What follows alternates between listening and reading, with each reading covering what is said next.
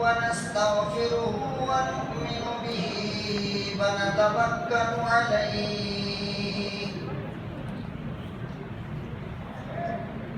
ونعوذ بالله من شرور أنفسنا ومن سيئات أعمالنا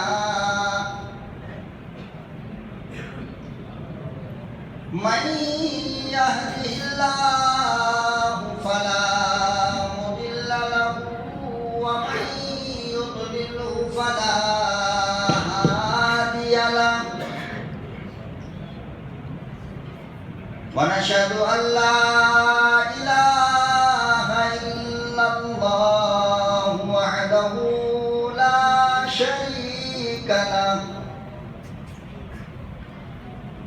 ونشهد أن سيدنا ونبينا وشفيعنا وحبيبنا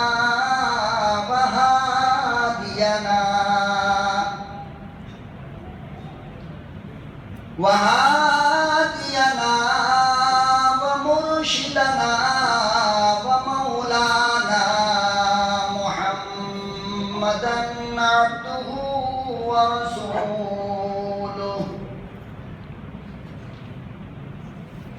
أرسله بالحق بشيرا ونذيرا وداعيا إلى الله بإذنه وسراجا منيرا أما بعد فأعوذ بالله السميع العليم من الشيطان الرجيم بسم الله الرحمن الرحيم يعلم خائنة الأعين وما تخفي الصدور وقال النبي صلى الله تعالى عليه وسلم التائب من الذنب كمن لا ذنب له وقال النبي صلى الله تعالى عليه وسلم من صام رمضان إيمانا واحتسابا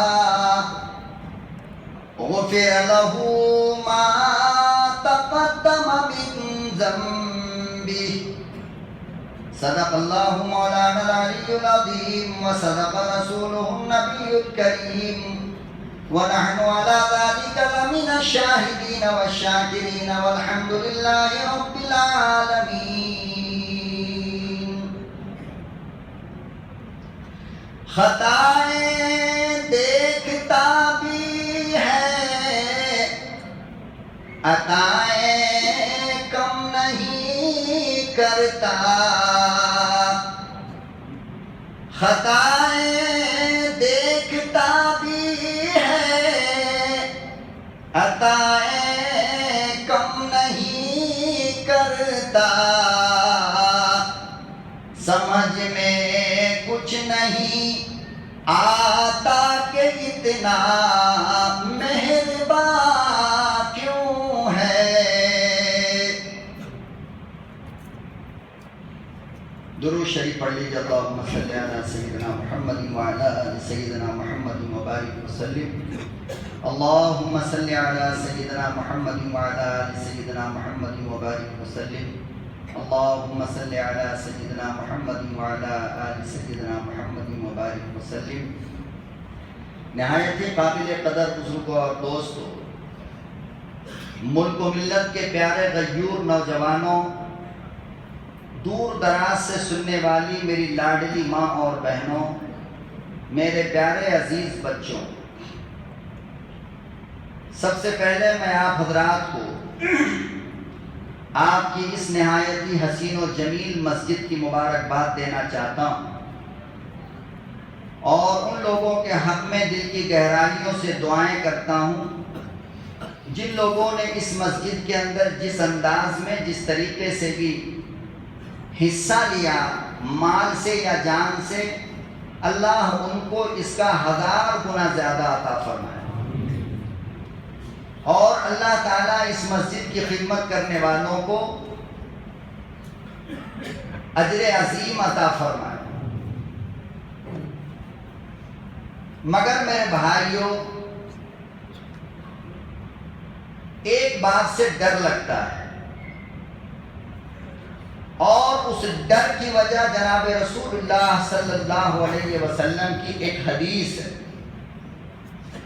مسجد کے تعلق سے، جس کو امام بخاری نے بخاری شریف میں روایت کیا ہے۔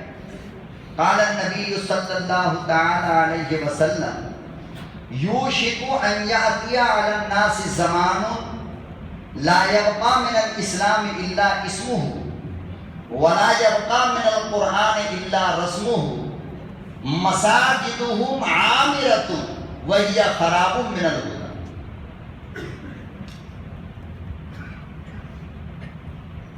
اس حدیث کے اندر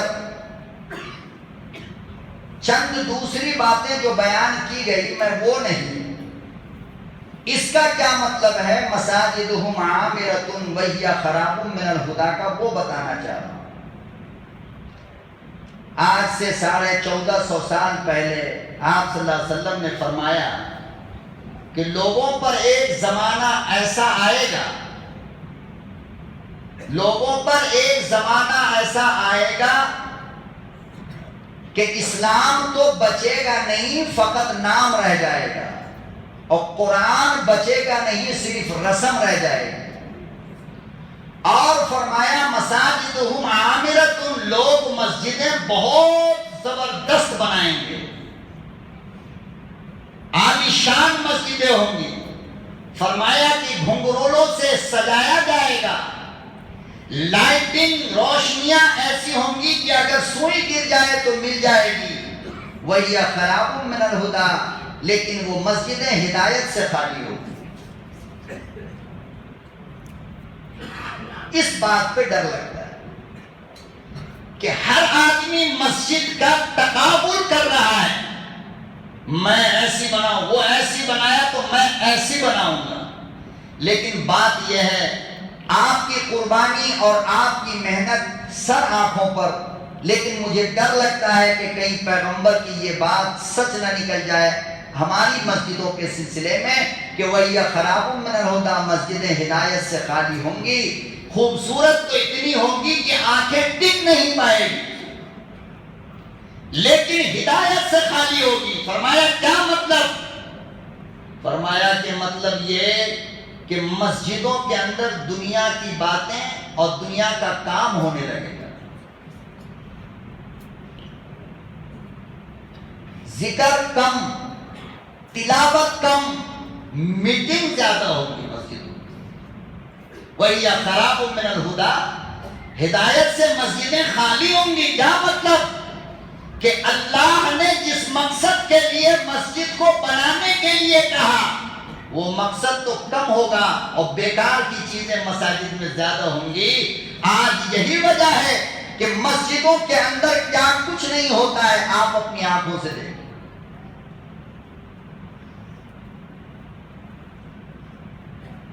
گالی گلوچ، مار پیٹ، یہ وہ، تجارت کا اعلان، خرید و فروخت کا اعلان، ساری چیزیں ہوتی ہیں۔ اور بنانے والا باہر سے لوگوں کے گلے میں ہاتھ ڈال کر اندر لائے گا، ذرا دیکھیے نا ہم کیسی بنائے ہیں۔ اب دیکھنے کے بعد اس انتظار میں رہے گا کہ میری تعریف کر رہا ہے یا نہیں کر رہا ہے۔ فرمایا وہی خراب من الہدی، یہ زمانہ جب آئے تو وہ مسجد بہتر ہے کہ کچی ہو اور تمہارے سروں کے اوپر لکڑی کی چھت، مگر نماز پکی کرو۔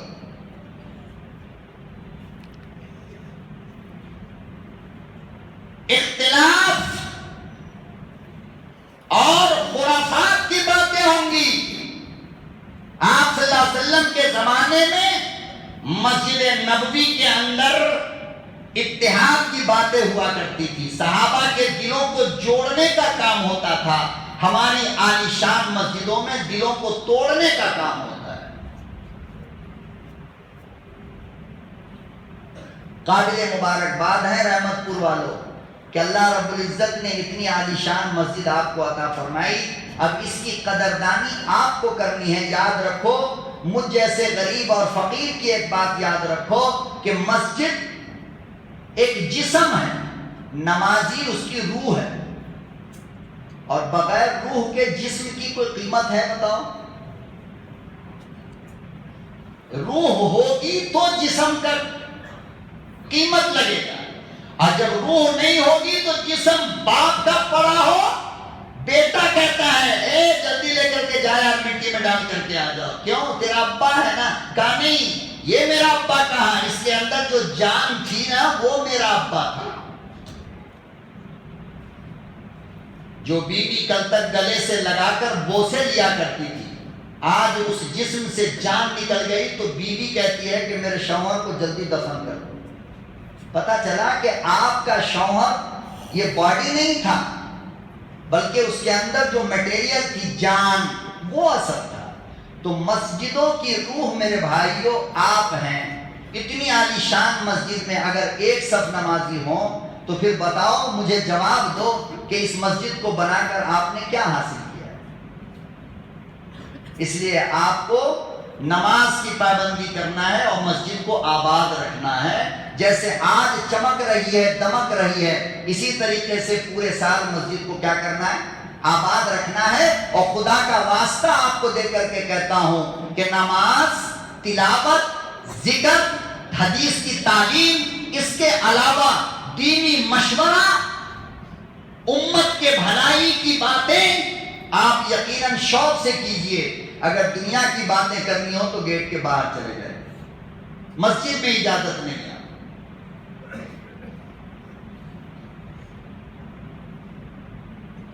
تو انشاءاللہ آپ روح بن کے رہیں گے نا مسجد کی، انشاءاللہ پکی بات ہے، وعدہ ہے، نہیں ویران تو نہیں ہونے دیں گے کہ پھر ہمیں یہ سوچنا پڑے یار پہلی والی مسجد ہی ٹھیک تھی۔ ایسا موقع مت دیجیے گا، اس کو آباد رکھیے گا۔ نماز کے علاوہ اوقات میں بھی آ کر کے کسی کونے میں بیٹھ کر کبھی 2 بھائی کبھی 4 بھائی قرآن پڑھو، تلاوت کرو، کچھ بھائی اس کونے میں بیٹھ کر ذکر کرو۔ ان چیزوں سے مسجدیں آباد رہتی ہیں۔ کیا ہوتی ہے؟ آباد۔ 5 وقت تو آنا ہی ہے، اس کے علاوہ مسجد کو آباد رکھنے کے لیے کبھی کبھی مسجد میں آ کر کے ڈیلی کا معمول بنائیے۔ کوئی 2 بھائی عصر کے بعد کا معمول بنا لے، کوئی 2 بھائی مغرب بعد کا معمول بنا لے، تاکہ ہر وقت مسجد میں 2-4 آدمی نظر آنی چاہیے۔ شفٹ بنائیں، ایسا نہ ہو کہ مسجد میں تالا پڑا ہوا ہے، صاحب کوئی نہیں ہے مسجد کے۔ بہرحال میرے بھائی، میں اپنے اصل موضوع کی طرف جو آپ حضرات کو کہنا چاہ رہا ہوں، اور آج میری تقریر کا موضوع ہے، وہ میں آپ کو بتانا چاہ رہا ہوں۔ قرآن کریم کی اس آیت میں جو میں نے خطبے میں پڑھا ہے، یَعْلَمُ خَائِنَةَ الْأَعْیُنِ وَمَا تُخْفِي الصُّدُورُ، پہلے تو آپ سیدھے انداز میں ترجمہ سن لیجئے کہ اللہ کہہ کیا رہا ہے۔ فرما رہے ہیں کہ اللہ تعالیٰ تمہاری آنکھوں کی خیانت کو جانتا ہے، آنکھ کی خیانت کو جانتا ہے۔ وَمَا تُخْفِي الصُّدُورُ، اور تمہارے سینے کے اندر جو چھپا ہے اس کو بھی جانتا ہے۔ اب آپ بتاؤ کہ آنکھ کی خیانت کیا ہوتی؟ راستہ چل رہے ہیں، نظر کو جھکائے اور بغل سے کوئی حسن و جمال کی پیکر گزر گئی تو یوں کنکھی مار کے دیکھ رہا ہے، یہ آنکھ کی خیانت ہے۔ اللہ کہتے ہیں کہ تیری کنکھی کی بھی ہمیں اطلاع ہے۔ عام طور سے لوگوں کے ایک عادت ہوتی ہے، ایک فطرت ہوتی ہے، ایک خصلت ہوتی ہے، کیا؟ کہ جب بھی وہ کوئی اچھا کام کرے گا تو اندر سے یہ چاہے گا کہ میرے اس کام کو زیادہ سے زیادہ لوگ جان جائیں تاکہ میری تعریف ہو۔ جب بھی کوئی اچھا کام کرے گا تو خواہش کیا ہوتی ہے کہ لوگ میرے کام کو جان جائے تاکہ میری تعریف ہو۔ خواہش ہوتی ہے نہیں ہوتی ہے؟ اور جب بھی کوئی غلط کام یا برائی کا کام کرے گا تو اس کی کوشش ہوتی ہے کہ لوگوں سے چھپا کر کیا جائے تاکہ کوئی دیکھنے نہ پائے میرے کام کو۔ ارے چور چوری کب کرتا ہے؟ زانی زنا کب کرتا ہے؟ شراب پینے والا شراب کب پیتا ہے؟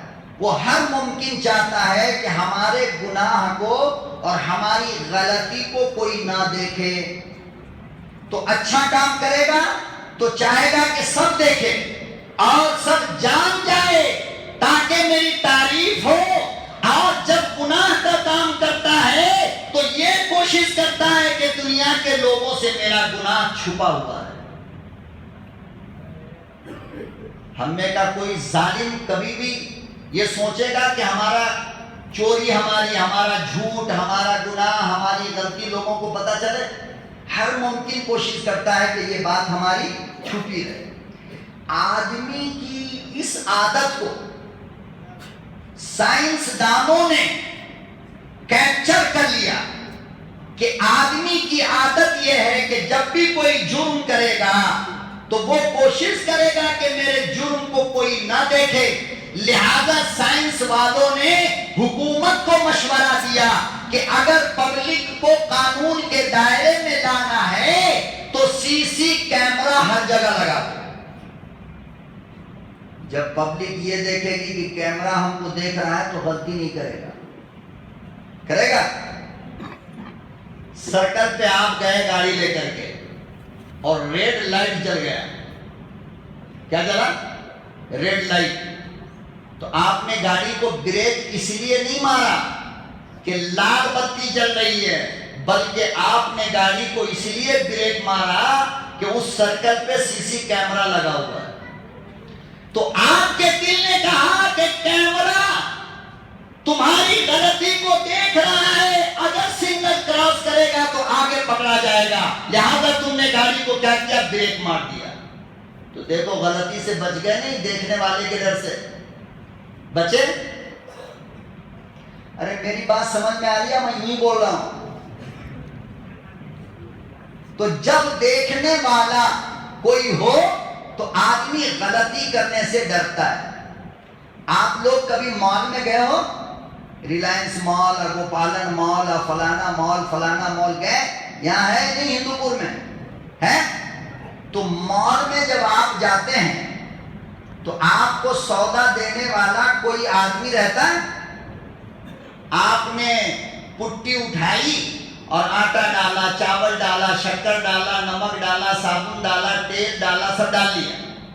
کوئی آ کر کے ڈالنے والا نہیں ہے۔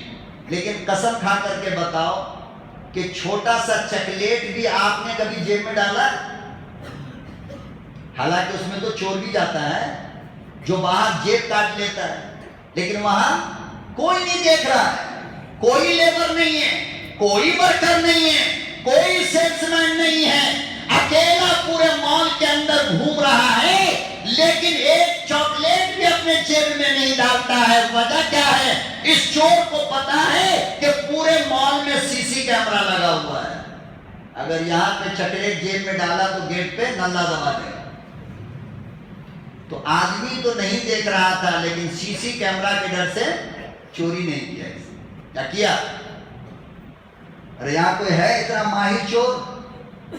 ہیں؟ ہمارے شہر میں نہیں نا؟ نہیں۔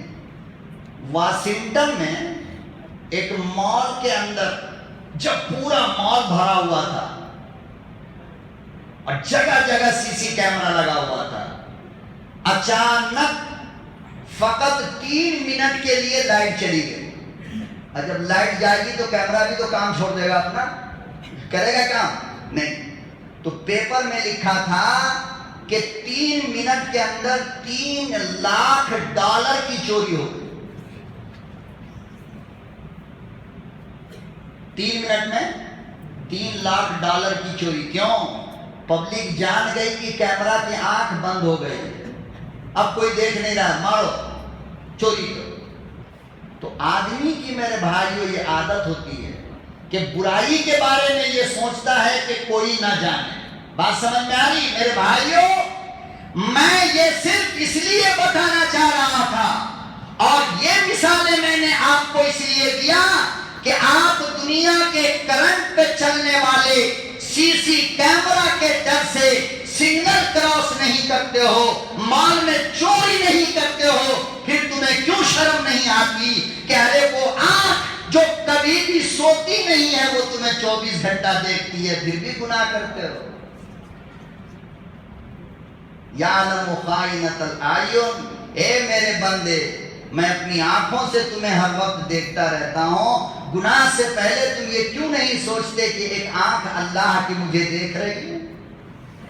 تو اگر بندے کے دل میں یقین آئے کہ میرا اللہ مجھے دیکھ رہا ہے تو گناہ کرے گا, زنا کرے گا, چوری کرے گا, نماز چھوڑے گا؟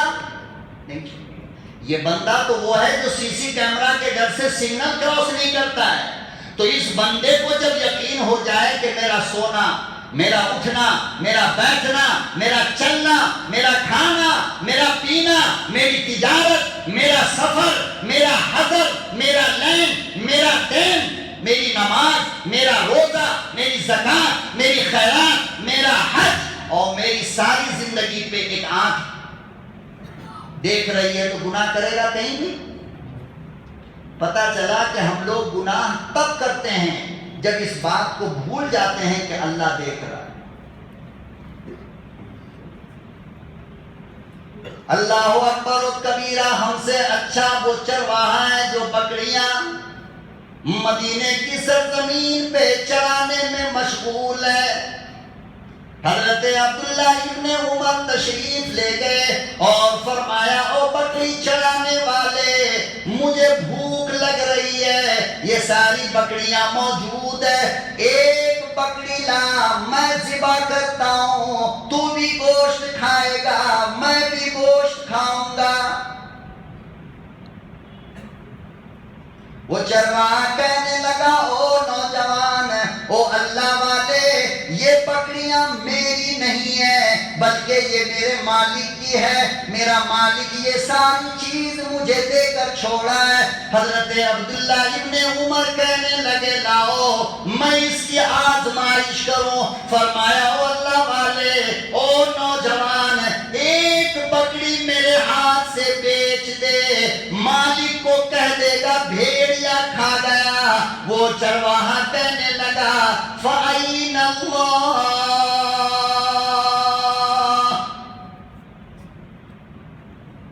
عبداللہ ابن عمر کہنے لگے, یہاں تو مالک نہیں ہے, جنگل میں بھیڑیے آتے ہیں, جانوروں کو کھا لیتے ہیں, میرے ہاتھ بیچ دے, تیرا مالک کہاں دیکھ رہا ہے. وہ چرواہا بکریوں کا چرانے والا کہنے لگا, او عبداللہ ابن عمر, فَأَيْنَ اللَّهُ,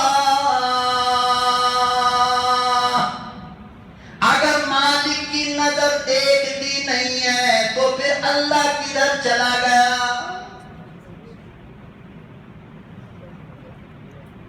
انسان دیکھے نہ دیکھے, میرا پروردگار دیکھ رہا ہے.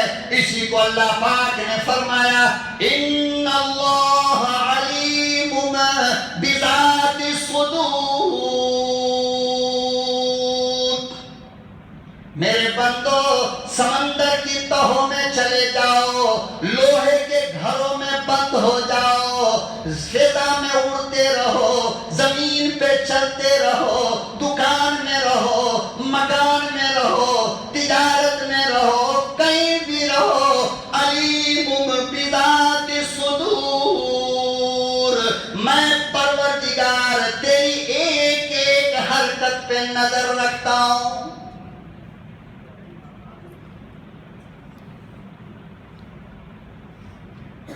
بکریوں کا چرانے والا مولوی نہیں، عالم نہیں، حافظ نہیں، قاری نہیں، بی اے نہیں، ایم اے نہیں، گریجویشن اس نے نہ کیا، مطلق جاہل ہے اور جنگل میں دیکھنے والا کوئی نہیں، لیکن عبداللہ ابن عمر کو کہنے لگا میرا مالک تو نہیں دیکھتا ہے مگر ساری دنیا کا مالک میرا اللہ دیکھتا ہے۔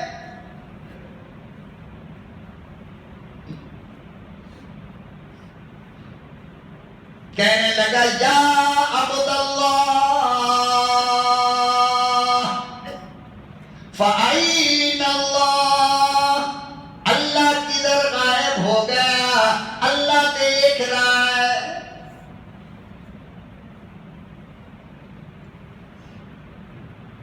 آج آؤ بازار میں چلو اور دیکھو جتنا اولڈ اسٹاک رکھا ہوا ہے کپڑے والوں کی دکان پہ سب تمہیں الو بنا کر بیچ دیا جائے گا، تمہیں پتہ بھی نہیں چلے گا، اور یہ سمجھتا ہے میں نے کمال کر دیا۔ لب کعبہ کی قسم کمال نہیں کیا ہے، ان کپڑوں کے کفن بنا کر تجھے قبر میں ڈال دیا جائے گا، بچنے والا نہیں ہے۔ اگر تیرے کپڑے میں عیب ہے تو گاہک کو دکھا کر بیچنا ضروری ہے۔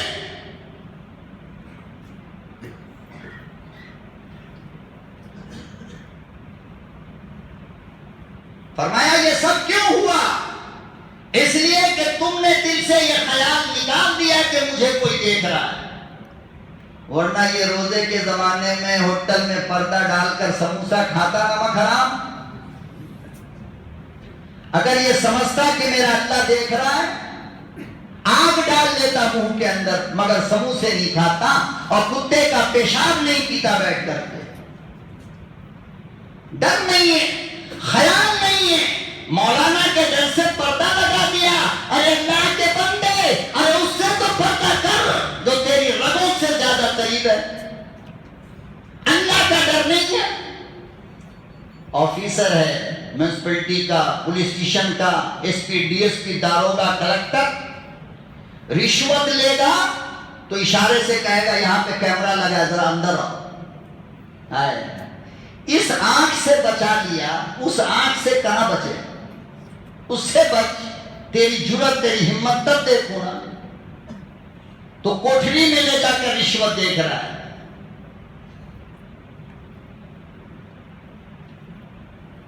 ترکی کا ایک بہت بڑا تاجر تھا، سن لو،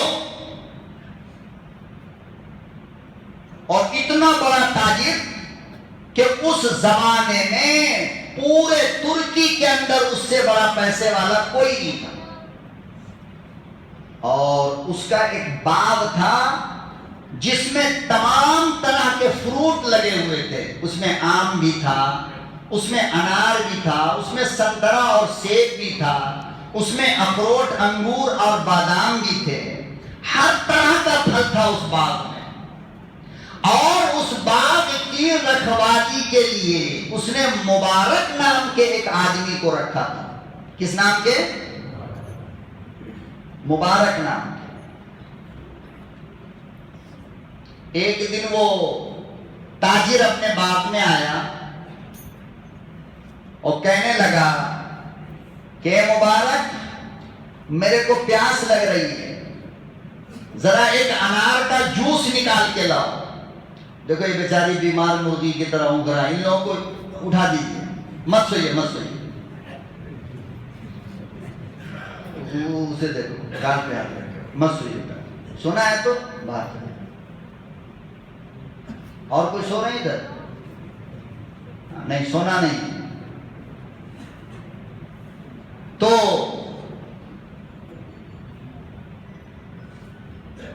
دیکھو تمہارے سونے کی وجہ سے ہم بھول رہے ہیں،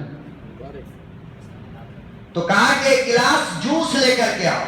کیا لے کے آؤ؟ مبارک جو بیچارے باغ کی دیکھ بھالی کرتے تھے نا، رکھوالی، وہ اندر گئے اور ایک انار توڑ کر کے لائے اور اس کا جوس نکال کر مالک کو دیا پینے کے لیے۔ مالک نے جو پیا بہت کھٹا، ایک دم کڑوا ایک دم۔ تو اس نے وہ گلاس دیا، کہا کہ مبارک یہ تو بالکل کھٹا ہے یار، کوئی میٹھا انار لے گیا، یہ کیا دے رہا ہے؟ آئے تو مبارک گئے اور دوسرا انار لے کر کے آئے. دوسرا جو نچوڑ کر جوس نکال کر مالک کو دیا تو وہ پہلے والے سے بھی زیادہ کھٹا ہے. اللہ اکبر و کبیرہ. مالک کہنے لگا او مبارک یہ کیسی شرارت ہے, یہ کیسی بدماشی ہے, اتنا زمانہ ہو گیا باغ کی رکھوالی کرتے کرتے آج تک تجھے یہ بھی پتہ نہ چلا میٹھا کون ہے کھٹا کون ہے. او اللہ کے دیوانوں مبارک کا جواب سنو, گریبان کو چاک کر لو. حضرت مبارک کہنے لگے میرے مالک آپ نے مجھے دیکھنے کے لیے رکھا ہے, خدا کی قسم 10 سال کی مدت گزر گئی آج تک میں نے آپ کے باغ کا کوئی پھل نہیں کھایا.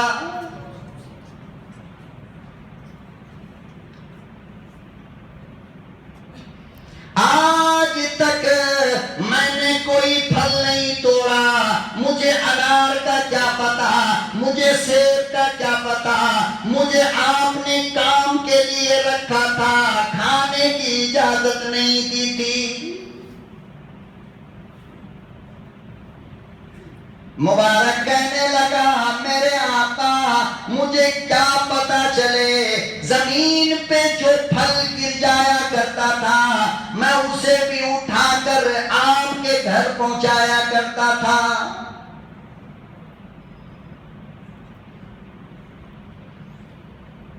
اللہ پاک نے ارشاد فرمایا میرے بندو تم مجھ سے ڈرا کرو, تم حلال کی فکر کرو, حرام سے بچنے کی کوشش کرو, میں ایسی جگہ سے رزق پہنچاؤں گا جو تمہیں وہم و گمان بھی نہیں ہوگا. میں تجھے لوگوں میں عزت دوں گا, میں لوگوں میں تمہیں سر بلند کر دوں گا.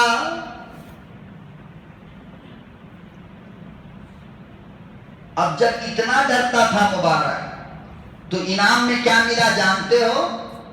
اس تاجر نے کہا کہ مبارک اگر تیرے دل میں اللہ کا اتنا ڈر ہے تو آج میں تجھے آزاد کرتا ہوں اور آج سے میں نوکری پہ کسی اور کو رکھ لوں گا.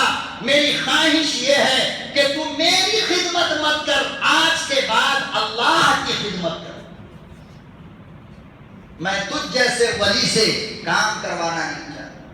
اور کہا کہ دیکھ جائے گا نہیں کہیں بھی جائے گا نہیں, بلکہ میرے گھر کے بغل میں ایک چھوٹا سا مکان ہے, میں تمہیں وہ مکان دیتا ہوں, اس مکان میں رہو, اور بس تیرا کام یہ ہے کہ تو ہر وقت اللہ کے ذکر میں فکر میں لگا رہے بس, اور تنخواہ اب تک جو دیتا تھا اس کا 3 گنا زیادہ دیتا. جب آدمی اللہ سے ڈرتا ہے تو انعام اللہ دیتا ہے. تم یہ سوچتے ہو کہ اگر آج ہم نے یہ سود کے 1000 روپے چھوڑ دیے تو میرا خزانہ کم ہوگا. فرمایا نہیں, اللہ سے ڈر کر 1000 روپیہ سود کا چھوڑ دے, میں تجھے 10,000 دوں گا, اور ایسے راستے سے دوں گا کہ تجھے یقین بھی نہیں آئے گا.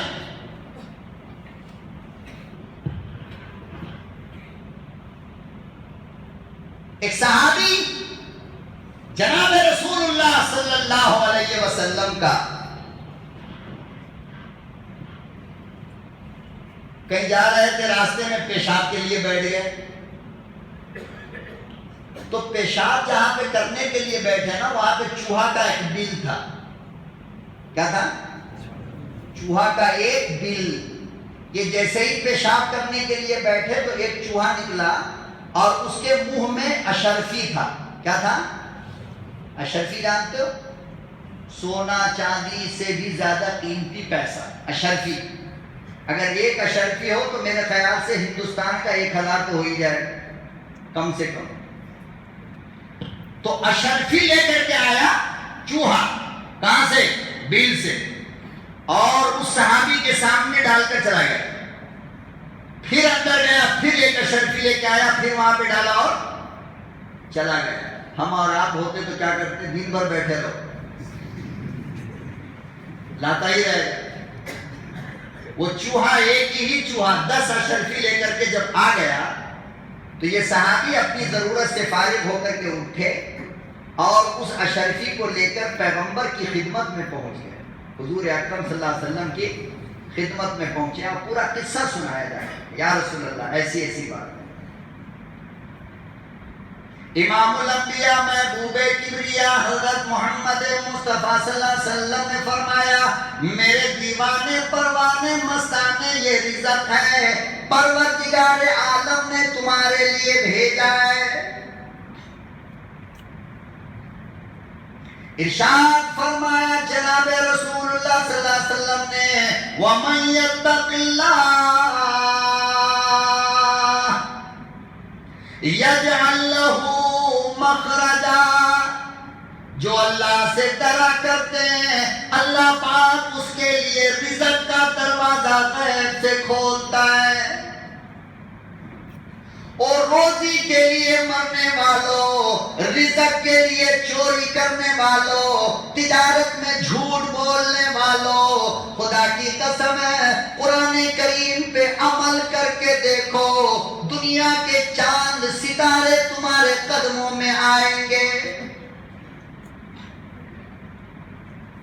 2-4 پیسوں کے لیے تجارت کو حرام کرتے ہو، 2-4 پیسوں کے لیے رشوت لیتے ہو، 2-4 پیسوں کے لیے سود کھانے والوں، 2-4 پیسوں کے لیے حرام کھانے والوں، اللہ پاک کے کلام پر یقین کرو۔ اللہ پاک فرماتے ہیں میرے بندو حلال تجارت کر رہے، منافع دینا میرا کام ہے،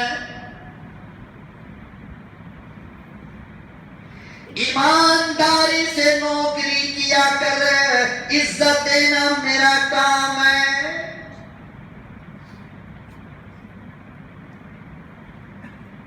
یہ صحابہ اکرام کی مقدس جماعت ہے، پیشاب کرنے کے لیے بیٹھے، اللہ پاک نے چوہے کے بل سے رزق بھیجا، ارشاد فرمایا میرے بندو ایسی جگہ سے رزق دوں گا وَيَرْزُقُهُ مِنْ حَيْثُ لَا يَحْتَسِبُ، وہ تیرے گمان میں بھی نہیں ہوگا، ایسی جگہ سے رزق دوں گا۔ لیکن پہلے اس آنکھ سے ڈر تو صحیح جو تجھے ہر وقت دیکھ رہی ہے، گناہ سے بچو تو صحیح۔ صحابی اللہ سے ڈرتا ہے تو دل سے رزق آ رہا ہے، اور ہم 5 بیٹا باپ بیوی سب مل کے کماتے ہیں تو پوری کمائی بل میں جا رہی ہے، یہ کرنٹ کا بل، یہ گیس کا بل، مکان کا بل، دکان کا بل، ساری کمائی بل میں جا رہی ہے۔ وہ اللہ سے ڈرنے والے کو بل سے آتا تھا، ہمارے دل سے جب اللہ کا ڈر گیا تو بل میں جا رہا ہے۔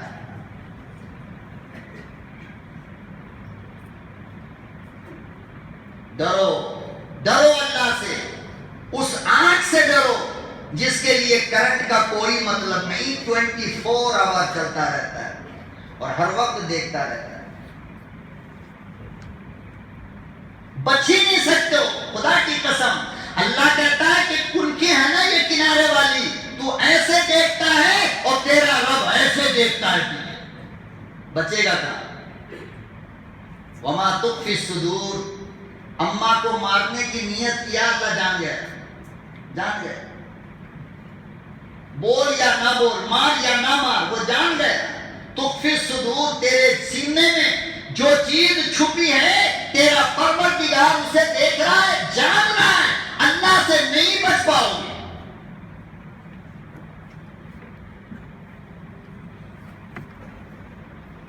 تو ترکی کے اس تاجر نے کہا کہ ایک کام کرو، تم اب میرے گھر کے پاس رہا کرو، دیکھو جب ایمانداری دکھایا مبارک نے تو اللہ نے انعام کتنا دیا ہے، بس سنتے چلو اور میں سناتا جا رہا ہوں۔ کہا کہ میرے گھر میں آ کر کے آپ بازو والے گھر میں رہیے، آپ کو اب اس باغ میں رہنے کی ضرورت نہیں۔ تو پاس میں بلا لیا، پاس میں بیٹھا لیا، تو روزانہ تاجر آتا اور تھوڑی دیر دین کی بات کرتا، کچھ مسئلے مسائل پوچھتا چلا جاتا۔ کھانا بھی ان کے گھر سے آتا تھا بالکل تازہ تازہ بن کر. ایک دن بڑا غمگین ہو کر کے وہ تاجر آئے اور چہرے کے اوپر بالکل افسوس محسوس ہو رہا تھا. تو مبارک نے پوچھا کہ میرے آقا آج آپ اتنے پریشان کیوں لگ رہے ہیں؟ آپ اتنے پریشان کیوں لگ رہے ہیں؟ تو انہوں نے کہا کہ ایک بہت ٹینشن کی بات آ گئی. کہا کہ کیا ٹینشن ہے؟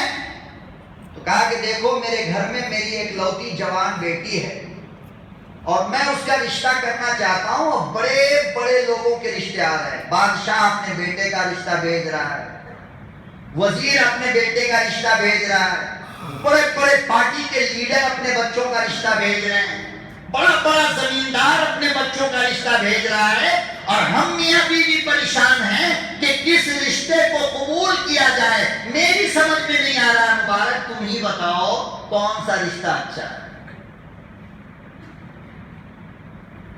کیا بات کہی ہے مبارک. مبارک نے کہا کہ دیکھیے ہم سے پہلے 2 امت گزری ہے, ہم سے پہلے 2 امت گزری ہے.